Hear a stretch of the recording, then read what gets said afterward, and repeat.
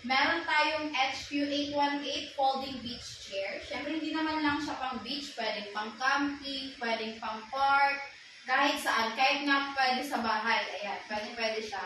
Space saving talaga siya. Ayan, bubuksan natin. Meron tayong unan dito, pwedeng babaan natin kung asan yung parte ng ulo natin.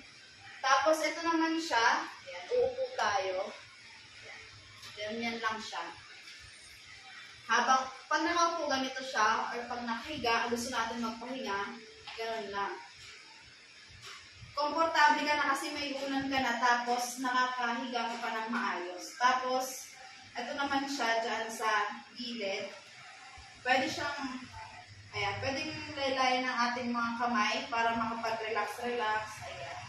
Tapos gusto natin matulog, pwede siyang ganito, ganyan. Pwede din siyang ganito. Komportable tayo. Ayan, may unan tayo dyan. Ayan. Pag pagod na tayong humiga, pwede na tayo umupo ulit. Ganyan kaganda. Tapos na tayo magpahinga. Babalik na natin siya sa dati. Ganyan lang siya kadali.